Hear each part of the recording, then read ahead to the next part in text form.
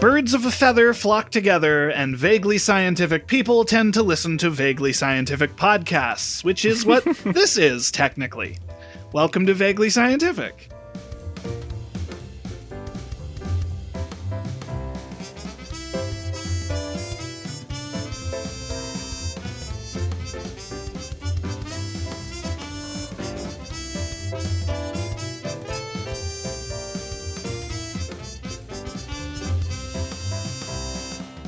Don't count your chickens before I am Derek.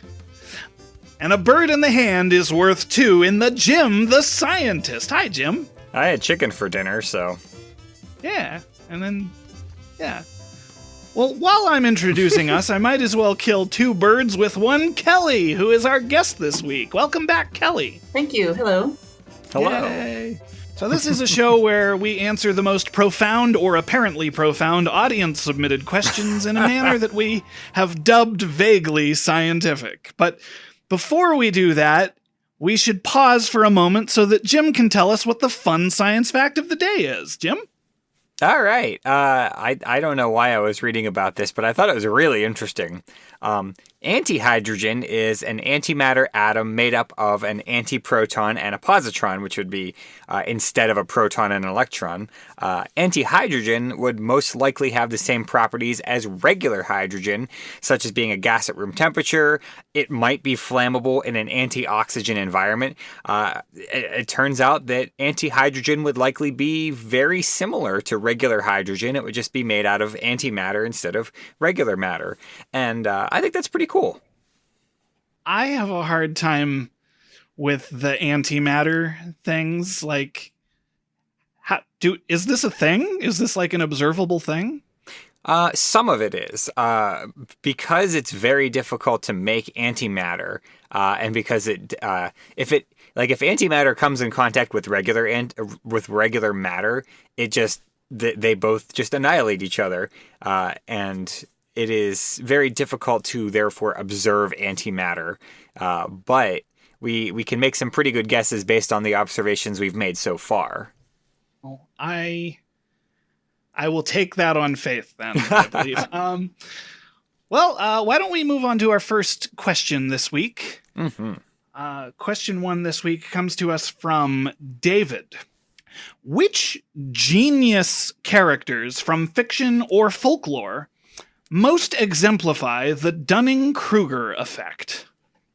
I guess we should probably start with a definition of that. I would appreciate that greatly. So my understanding, and please stop me and correct me if I'm wrong here, but basically the idea of the Dunning Kruger effect is that people think they're smarter than they actually are. So someone who maybe doesn't know a lot about a certain topic might think they know a lot, even though they really don't. Does that sound right? Yes, I think so. That's why when the word genius in the question kind of tripped me up, because my understanding was always that it's people who are usually not geniuses, but think of themselves to be. Yeah.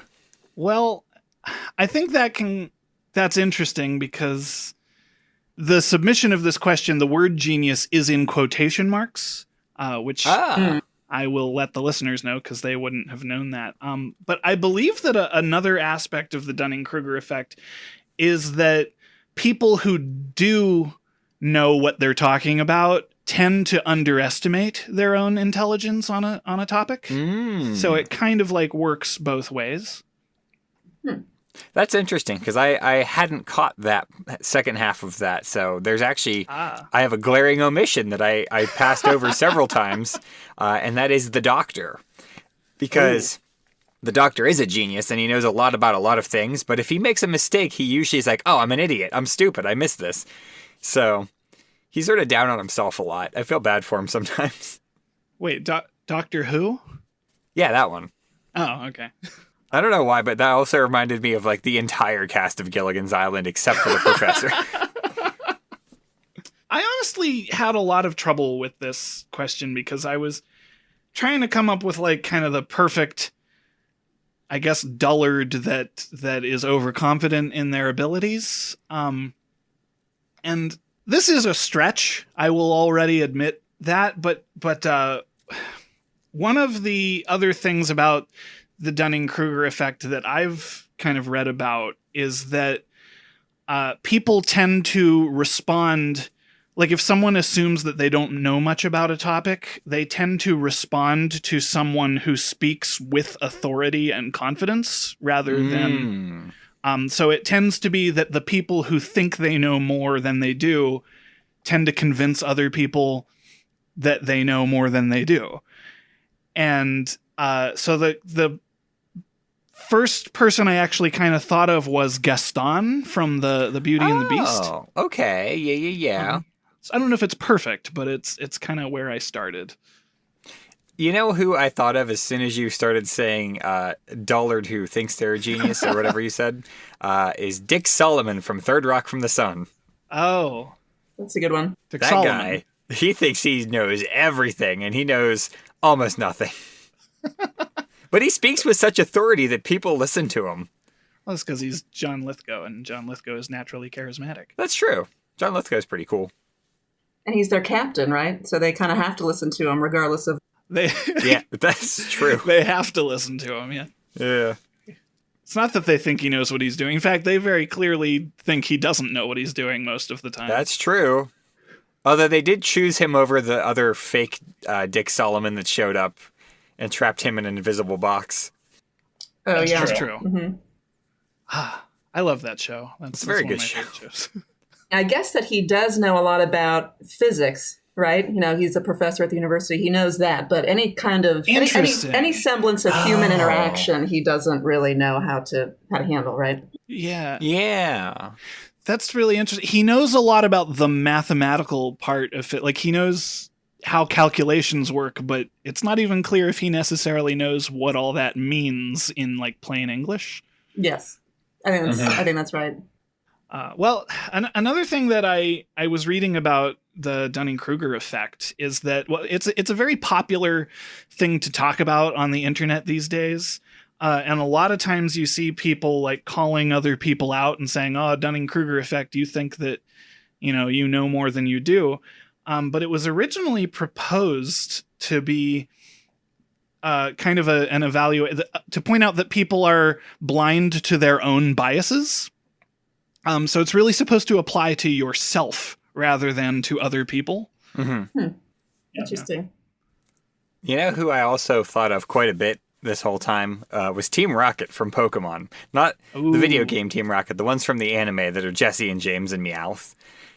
They think they're quite smart, and they very much aren't. Although I think they're also more aware of their flaws than I'm giving them credit for. Like, they will certainly talk down about themselves in private, leading up to the moment where they do make a fairly large engineering object and do something bad. So, I don't know. That one maybe was a bit of a stretch, but I like them a lot, so I figured it was worth mentioning. They just put on the front, that's all. So another way that I kind of looked at this is there's a trend that happens when you like first start learning something, and this I've definitely noticed about myself, that if you learn a little bit about a topic, like if you say you took one class in calculus and did like well in it, you suddenly will start thinking, oh, I know calculus. But then when you actually start getting better at it, you will start to realize, oh, I'm not actually that good at it because there's a lot of stuff that I don't understand. Right, and that's when you start, that's when this effect comes in where you're like, I am not as good at this as the person who, claims to be. Yeah. And then once you get past that point and become what we would call an expert, you become a bit more confident in what you know, but you also still remember that there's a lot of stuff you don't know. Mm-hmm. I kind of like equated this to a 3-level kind of system in The Once and Future King, with Arthur or Wart kind of being open to learning the fact that he doesn't actually know that much, and Sir Kay and Sir Ector kind of just assuming they know everything, and like, they think they should be able to pull the sword out of the stone because it's already been pulled out once. And then the top tier of that would be like Merlin, who is actually teaching Arthur. He doesn't, at least in the Once and Future King adaptation of the Arthurian legend, Merlin doesn't think that he knows everything. He just understands that he knows more than a lot of the people around. That makes perfect sense to me. Yeah, it's interesting. When I heard this question, the first thing that my mind went to, and I think this is not exactly Dunning Kruger, this is kind of a play on it, but do you guys watch 30 Rock? Yeah. On 30 Rock, there's this episode where John Hamm is a guest star, and he's like purported to be like this perfect guy. Like he's handsome, he's charming, he's athletic. I think he's maybe like a doctor. And then Liz Lemon quickly finds out he's actually none of those things. He's actually so handsome and charming that everyone around him pretends that he's great at everything. And there's like a scene where he lives in the bubble. He lives in a total bubble. There's like a scene where they play tennis together. And he's like, oh, watch out. Like, I won this like tennis championship. And he can like barely hit the ball, you know, but it's like everyone always treated him like that. And then I forget how it ends. I think it ends with him realizing that, you know, he's not super sweet at everything, that he has been living in this bubble. But I feel like there's just an acknowledgement that it's better to live in the bubble, right? Like if the rest of the world's going to play along with it, then why not? Yeah, Liz starts trying to like teach him how regular people live, and he ends up saying, Liz, I just want to stay in the bubble. Like, I'm happier there. Yep. The fact that he's a doctor is worrying. Yes.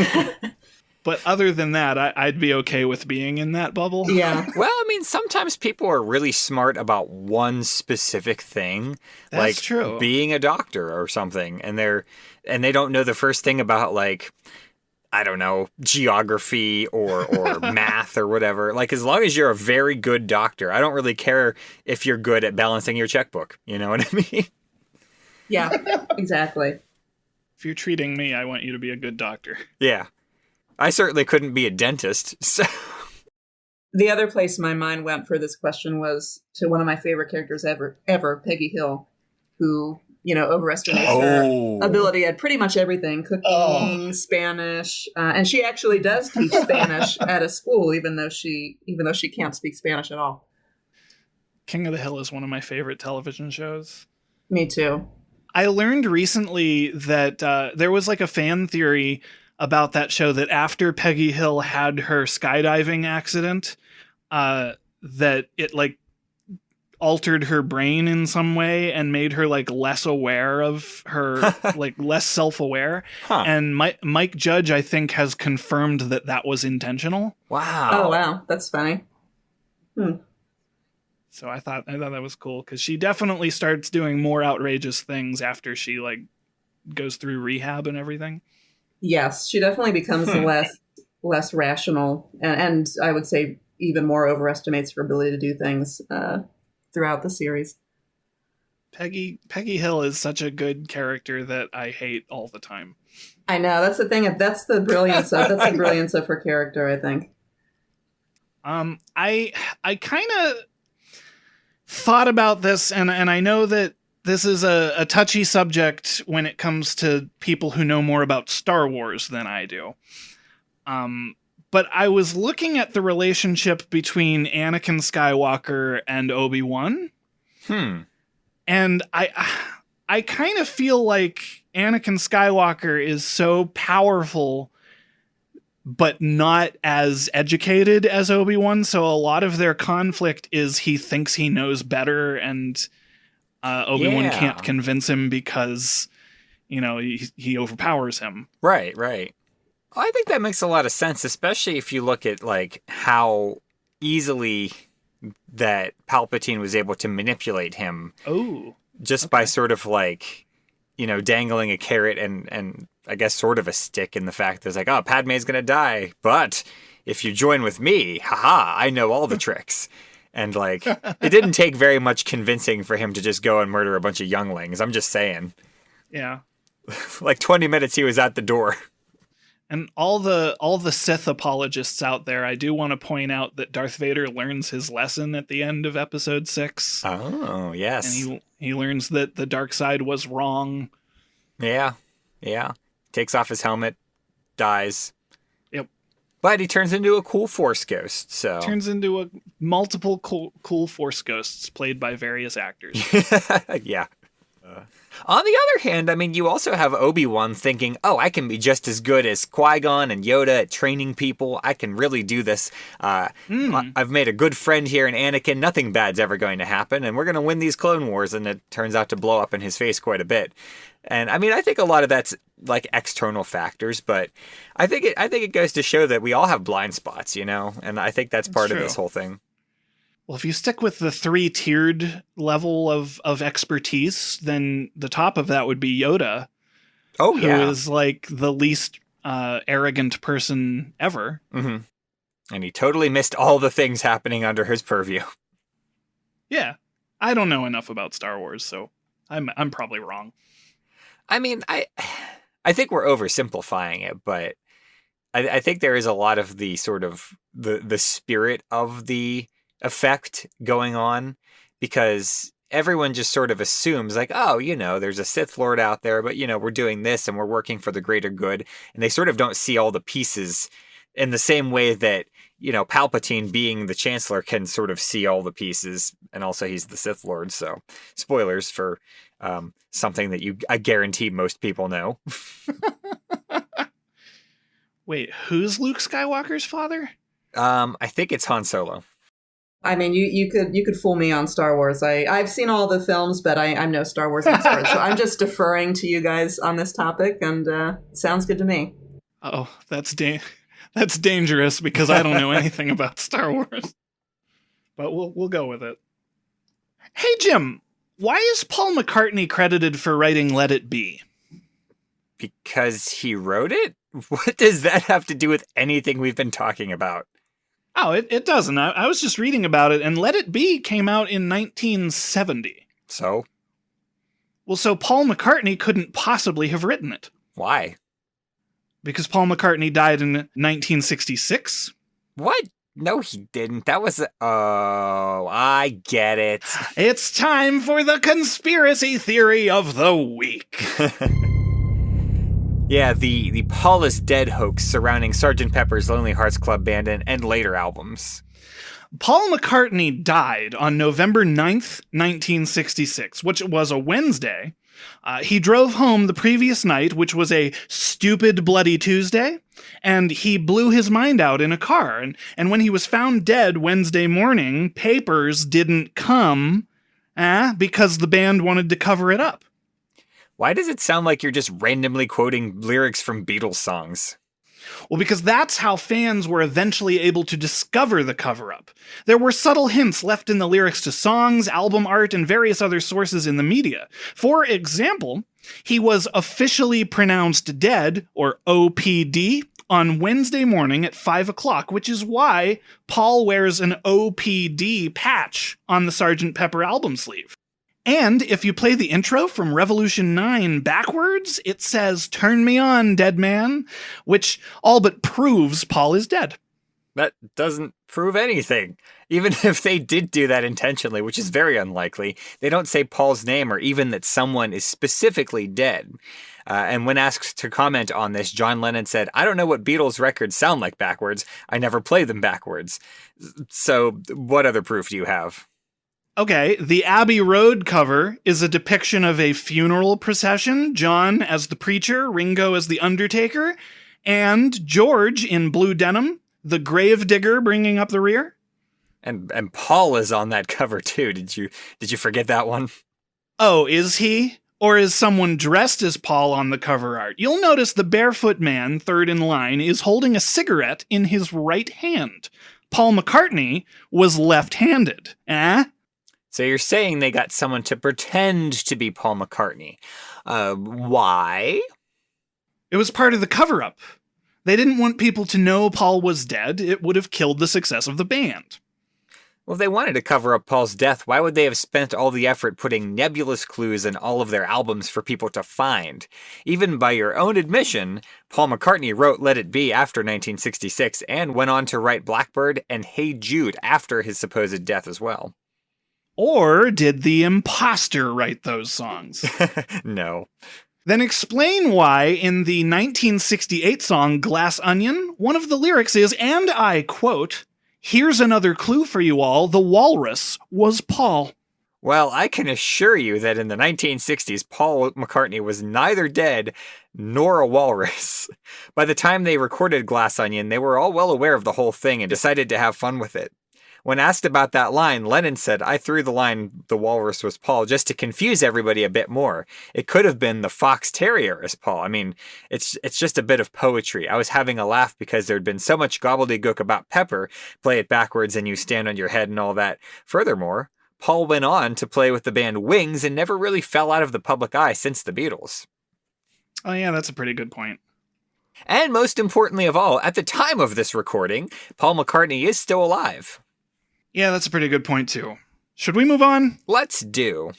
Okay. Question 2 this week comes to us from Andy.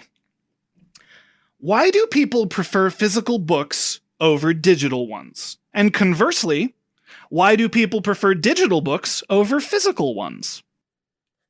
Well, I thought about this one. I don't know what your preference is, but I'm a digital book acolyte. I have a Kindle. I am very attached to it. Yeah, I am. And I'm someone who, I was an English major. I grew up reading physical books, and I totally became a Kindle convert once I got one. And my reasoning for it is that, my big reasoning is that it's easier to take out books from the library. I'm a big library person, so it's easier to take ebooks out like that. Mm-hmm. They're delivered right to your Kindle. I can read them very easily. I find that the physical active reading is easier because you have more flexibility to be like laying in different positions when you have your Kindle as opposed to a physical book. I find I read faster with my Kindle, which is kind of interesting. I don't know why that is. I don't know if it's literally like the split second that you have to just tap on the Kindle as opposed to turning the page, which is maybe a more deliberate action, but I get through books quicker, and no one can see what I'm reading. That's the other. Not that I'm reading anything too sordid, but I like that it's a mystery, and no one at the airport can see what I'm reading. Nobody's like bending down to see the outside cover of the book. Right. Exactly. Right.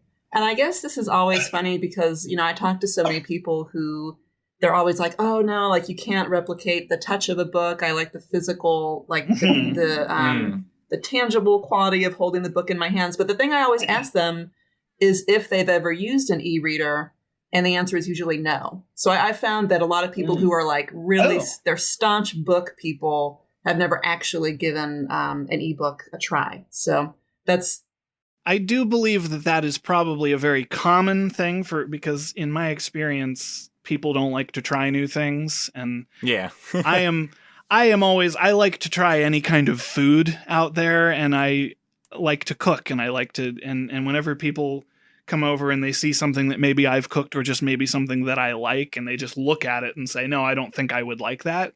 Mm-hmm. I'm like, you're missing out on the possibility of finding something that you would like. But I do know several people who have told me they have e-readers that they use for certain reasons, for the convenience, for travel.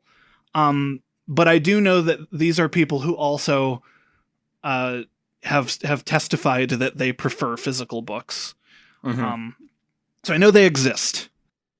Yes. I think for me, one of the big things that I have a problem with is charging stuff. And that's a big takeaway for me for like, because my wife has an e-reader and she's like, "Oh, you can borrow it if you want." And she's got the subscription to the library so that she can download things for free and then send them back. But like, this is true of my phone. This is why I will not buy a smartwatch, even though I would like to have one. It's like, I do not charge anything until I like at the last minute, I'm like, uh-oh. And so I'm sure, because like, I think an e-reader's battery lasts a pretty good amount of time, but I think I would probably use it. And then like, I'd be 3 hours from home one day and it'd be like, yes, I charged this back during the Carter administration. So it is dead now. Well, let me ask you this, Jim. I feel like I have an inkling of the answer now, but gun to your head, I guess, do you prefer e-readers or physical books?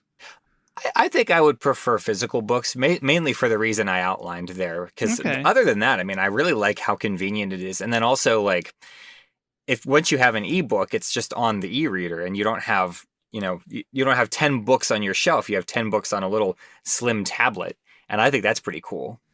Okay. I feel like I completely guessed the opposite things for both of you. Yeah, I feel like people are surprised when I tell them that I have totally converted to my e-reader. Now, I will say that when I was in college, if you're someone who, and I'll say when I'm reading for, my own leisure, I don't really make notes in margins. I don't really highlight stuff. I'm not really someone like that. If you're doing like a report or an essay, I will say that a physical book is probably better. It's not as intuitive to make notes on the e-reader. But for fun, I don't need to do it, so I generally will prefer the Kindle in those situations. That's fair. Well, before I get into any of the research that I did for this, I guess I'll put my cards on the table, and that I always thought that an e-reader or having digital books would be my preference. I always thought that because, like, I don't really like to collect things. And I read a lot of comic books in high school and college, and especially because I didn't want to have all these physical comic books, I figured, if I can have them digitally, that's great. And I had a pretty large collection of comic books on my computer in college, and I never read a single one. And then one day I decided I'm going to start buying some trade paperbacks, and I'm going to go into my collection of literature, of more classic literature, and reading books, and I find that I can actually focus on reading something if I'm holding a physical book. And that's totally just me. I do think that for things like comics and magazines, because with the library card, I could take out magazines and comics and things like that, but I'm not so inclined to do it with the e-reader. So I do think that physical, like a physical comic, like things that are really graphic heavy, I do agree with you that physical books might be a little bit better for that. That makes sense, yeah. There's one other thing that I always think of when it comes to really any digital media, and this is a me problem, I will fully admit, but I'm always rather worried that someday I'm going to lose access to it. So, in spite of the fact that I have a fairly extensive Steam library, in the back of my head, I'm like, but someday Steam's going to close probably, and I'm going to lose all this. And that's why I still buy physical video games on like the Nintendo and the Xbox and what have you, because an irrational part of my brain is like, you fool, you need to have these permanently or else they will be taken from you. Which, I mean, maybe, I don't know. A lot of these games nowadays, you wouldn't be able to play if they closed down servers anyway, so. I also don't play a lot of games that are like specifically on the internet, because I figure if it's really popular nowadays to play games that pretty much you have to play with a big community of people online, which is not really to my taste, but I always kind of wonder if, like, in a few years when that game stops being popular, is it going to be worth owning at all? I guess that's fair, yeah. So I kind of thought that, and this is not advocating for digital books, I'm very unbiased in this argument, or at least I try to be, because I don't really have a preference.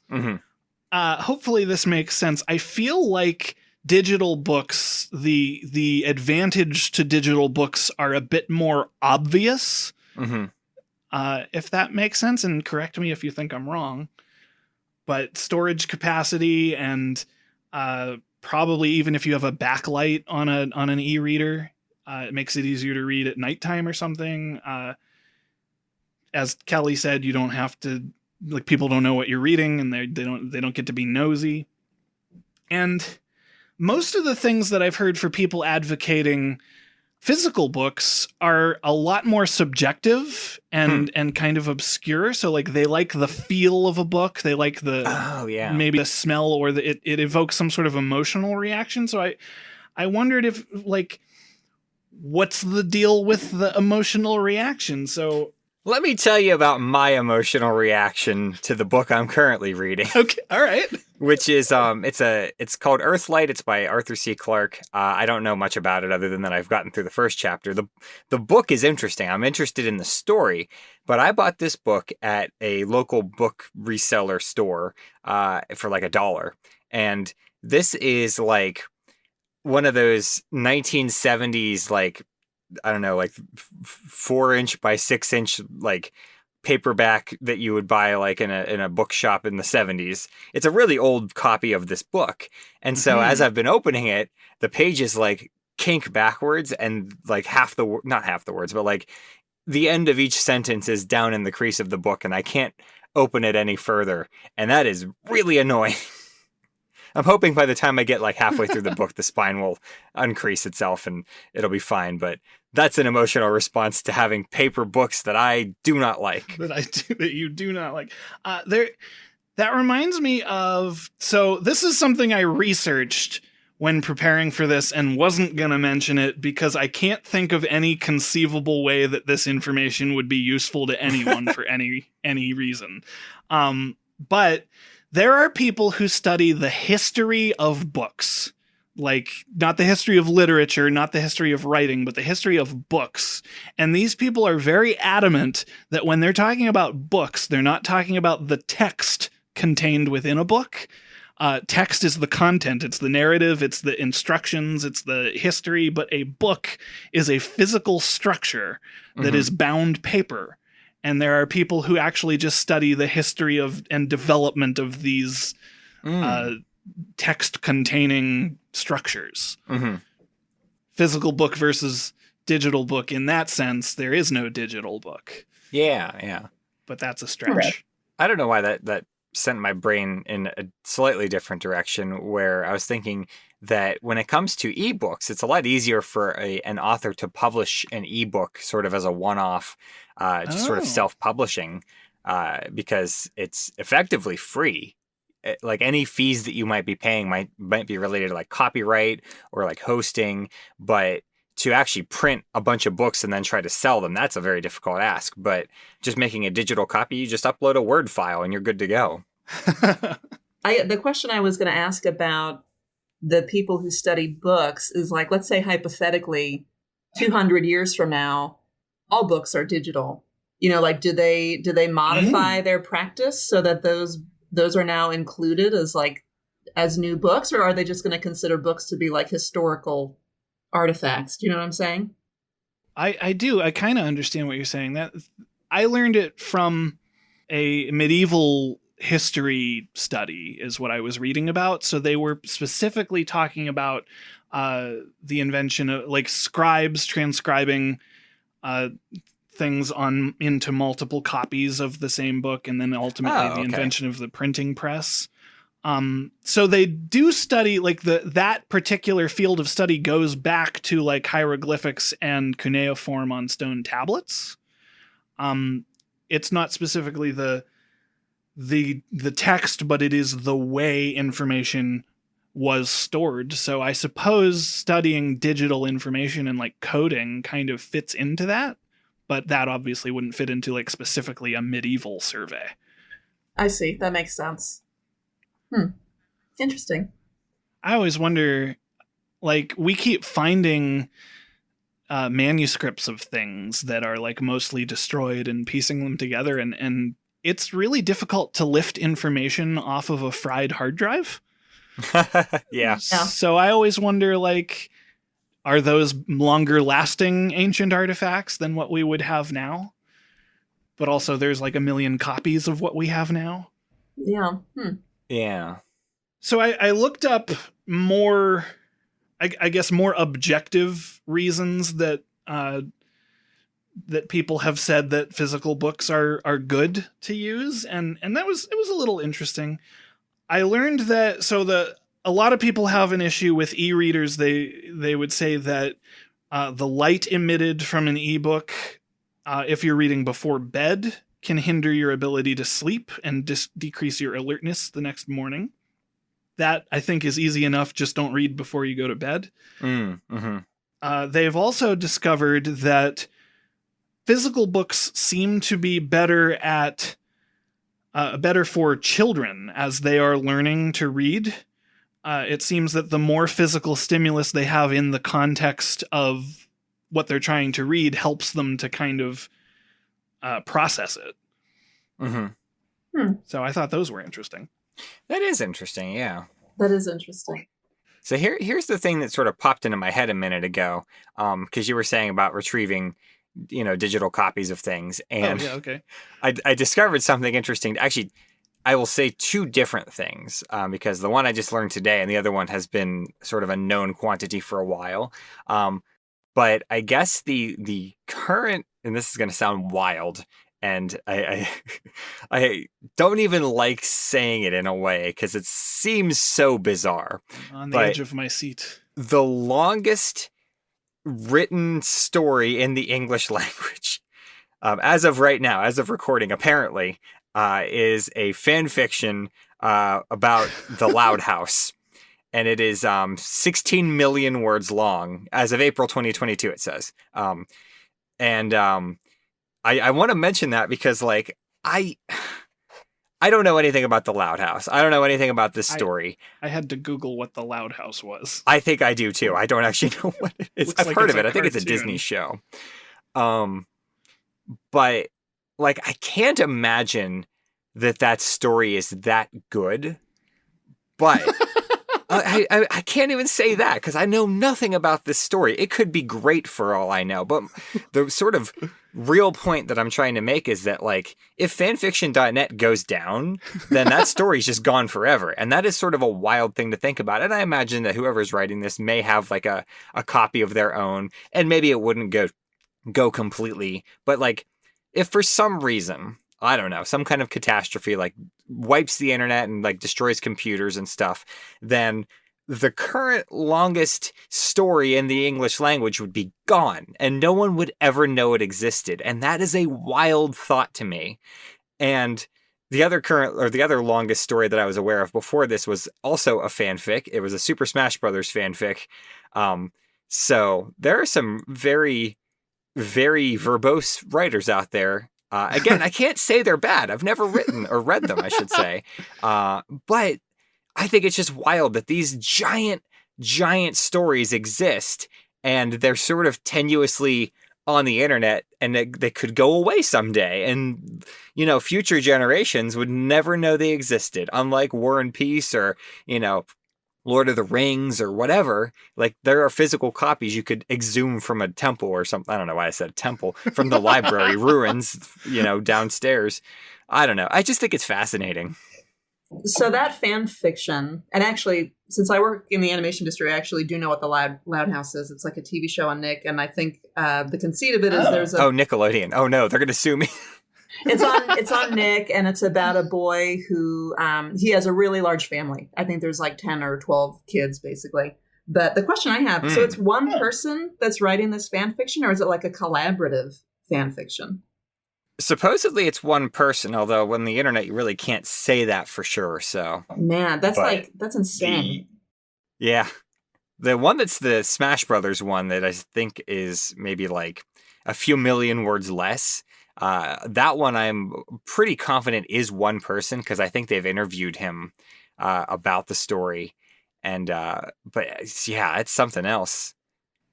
I mean, I guess to answer your previous point, to me, the question is also like, years from now, if we're unearthing these texts, like, is that really the text that we need to represent humanity? Do you know what I mean? Like when like aliens come, it's like it's between War and Peace or the Loud House fanfic. Well, here's the interesting thing about that, though, is I think what we collectively as humanity would want to represent humanity is not actually what really does represent humanity. Yeah. I was going to sort of also add, like, I think that one of the very oldest pieces of writing we actually have ever discovered was like an angry Yelp review that some guy left for a company that sold him copper in Sumeria somewhere. It's just like an angry letter that he cuneiformed out and was like, this guy cheated me. So according to Google, the Lord of the Rings trilogy is 576,459 words. Oh my. Wow. Which is not even a million. Oh my. Wonder how many words are in the Bible. Let's Google that. It depends on which version. Yeah. Oh no. Seems like Jim has looked it up. So the King James version gives an exact count of 783,137, which is also not a million. It is longer than Lord of the Rings, though. Yeah, but not by as many as you would think, honestly. By about 100,000. Yeah, but it's not nearly as long as the Loud House fanfic. Hold on, I gotta look up War and Peace now. Oh yeah, you gotta tell me that one. Whoa, 587,287. Wow. That's one book compared to Lord of the Rings. One book. Slightly higher than the Lord of the Rings trilogy. Less than the Bible, significantly less than the Loud House fanfiction. I'm a little disappointed to know that. Yeah. On the other hand, I think it's amazing. Like, I wish that I had A, the drive, B, the time, and C, I'm going to say it, the talent to write a 13 million word story. Like, even if it's very bad, the amount of work and energy, and like, as it goes, I'm sure it must improve. Like, this person is putting their energy into it. They must be getting better as a writer as they go through. You gotta wonder how often do they go back and read their own writing at that point, though. Well, if they're anything like me, never. I don't even go back and listen to old episodes of this show. Oh, well, the last thing that I did want to say is that one benefit of physical books is that I enjoy the aesthetic of a bookshelf that is full of books. Mm-hmm. And while earlier I said I don't really like to collect things, I like the library decor. Yeah, yeah. I agree with that. Okay. We've found common ground. I think that's part of the magic element you were talking about earlier, like the non, the way that the benefits to ebooks are more obvious, but the physical ones are less obvious. I feel like libraries have a certain, they have a certain like special something to them. When you take a physical book from it's like a little piece of that special something. So I do think there is like a magical aura about those kind of places. So it's like a mood kind of thing. Mm-hmm. Well, listeners, let us know this week what genius in fiction or folklore prefers physical books over digital books. Yeah. And Probably if that genius is in a fanfic, all the better. Jim, do we have any listener mail this week?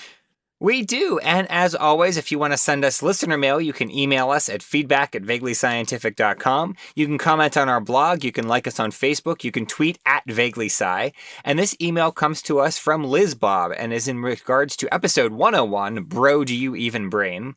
And Liz Bob writes, greetings. You've probably never heard of me, but a friend sent me your podcast, and I've enjoyed keeping up with it while going back and listening to older episodes. Kudos all around. Yay. I know nothing about Andromeda, but a 90s sci-fi show with a living ship was Farscape, and while I don't remember if the ship itself had telepathic powers, there was a plant-based character who had some pretty cool abilities. Well worth a watch even now for the Muppets, if nothing else. Thanks for entertaining my brain while my body is forced to do capitalism. Sincerely, Liz Bob. I remember Farscape. I feel like I used to watch it, but I don't remember anything about it. Mm-hmm. I haven't watched any of those, like, 90s sci-fi. Like, there was Babylon 5, and there was Farscape, and Stargate, and Andromeda. I did watch Star Trek Next Generation and Star Trek Voyager, but I never watched Deep Space Nine, which was also in that sort of same time frame. So there was a lot of these shows. Oh, what was the one that Allie had mentioned with the dolphins? Sequest? Sequest. Yeah, that was also contemporary, I think. That was like a renaissance of wild sci-fi stuff that I think a lot still does kind of hold up. Well, I want to comment on the way that this listener mail starts with "You've probably never heard of me." Well, we've heard of you now, and we really appreciate that you send in this email. So everyone else, send us in emails too. Yeah. Yeah. The more people who send us in listener mail, the more people we will have heard of. Yeah. Yeah. So thank you very much for that email. And if you have a question that needs to be answered in a vaguely scientific manner, please email us at questions@vaguelyscientific.com. If you want to get our episodes the minute that they're released, you can subscribe to our podcast on Apple Podcasts, Google Play, and all the other great places that podcasts hang out. And doing that and subscribing and leaving feedback really helps us out, and so does telling your friends. And what do you know, your friends might have listener mail featured on the show too. Ooh, true, true. Our vaguely musical intro was composed by Anthony Pizzelli. And don't forget to check out our merch store over at vaguelyscientific.threadless.com. You know, centaurs are people with horses for feet, and we've got that in our store. So yeah. That's our newest one. Go check it out. Well, thank you to Kelly for being our guest this week. Of course. My pleasure. Thank you for having me. Yay! Mm-hmm. For Vaguely Scientific, I am Derek. I'm Jim. I'm Kelly. And that makes it time to call it a day. Toodaloo, everyone.